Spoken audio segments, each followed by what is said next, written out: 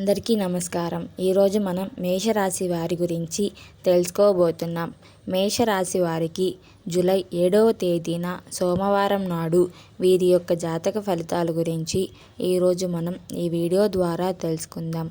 మేషరాశి వారు ఎవరైతే కొత్తగా మన ఛానల్ని చూస్తున్నారో దయచేసి మన ఛానల్ని సబ్స్క్రైబ్ చేసుకొని ఈ వీడియో మీకు నచ్చితే లైక్ చేసి సపోర్ట్ చేయడం మాత్రం మర్చిపోకండి.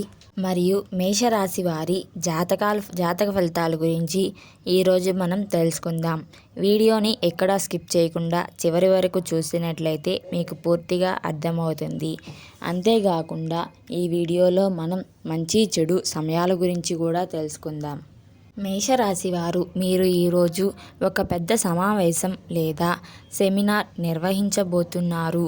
కానీ మీరు కోరుకున్న సమయానికి వేదిక అందుబాటులో లేకపోవడంతో స్వల్ప గందరగోళం ఏర్పడితే అందరి ముందు మీరు ఇబ్బందికరమైన స్థితిలో పడవచ్చు మరియు మీరు మీ కార్యక్రమాన్ని రద్దు చేసుకోవాల్సి రావచ్చు.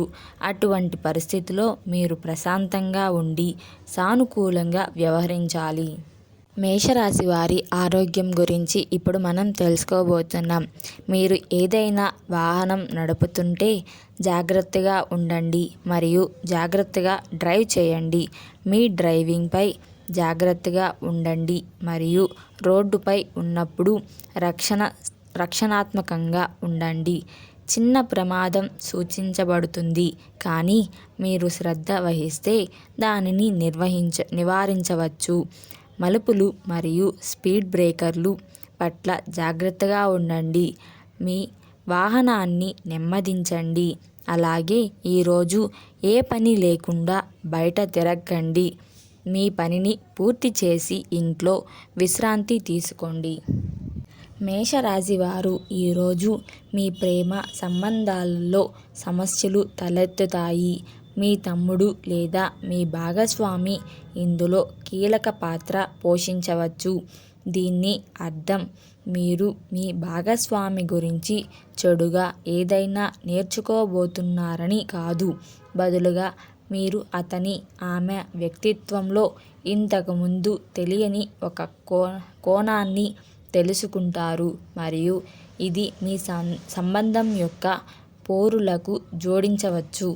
మేషరాశి వారు మీ ఆర్థిక మరియు కెరియర్ సంబంధిత ప్రణాళికలతో ముందుకు సాగే ముందు వాటి స్వల్పకాలిక మరియు దీర్ఘకాలిక పరిణామాలను పరిగణలోకి తీసుకోండి. మీరు 2 కాళ్ళతో దూకే ముందు మీ కెరియర్ సంబంధిత ప్రణాళికలన్నిటినీ జాగ్రత్తగా ఖర్చు ప్రయోజన విశ్లేషణ చేయాలి. దూరం నుండి వాటిని సుదీర్ఘంగా పరిశీలించండి. పరిజ్ఞానం ఉన్న వ్యక్తి నుండి రెండవ అభిప్రాయం పొందడం కూడా విలువైనదే కావచ్చు. స్వస్తి శ్రీ విశ్వావసునామ సంవత్సరం ఉత్తరాయణం గ్రీష్మ ఋతువు ఆషాఢమాసం జూలై 7 సోమవారం నాడు సూర్యోదయం ఉదయం 5:34 సూర్యాస్తమయం సాయంత్రం 6:35 తిథి ద్వాదశి రాత్రి 10:14 వరకు. నక్షత్రం అనురాధ రాత్రి 1:09 వరకు. దుర్ముహూర్తం తెల్లవారుజామున 12:30 నుండి తెల్లవారుజామున 1:11 వరకు. అమృతకాలం మధ్యాహ్నం 1:39 నుండి మధ్యాహ్నం 3:24 వరకు. రాహుకాలం ఉదయం 7:30 నుండి 9 గంటల వరకు. ఈ వీడియో మీకు నచ్చినట్లయితే లైక్ చేసి షేర్ చేసి సపోర్ట్ చేయటం మాత్రం మర్చిపోకండి. ఇలాంటి వీడియోస్ మరిన్ని కావాలంటే జీకేఎస్ పురాణ కథల్ని సబ్స్క్రైబ్ చేసుకోండి.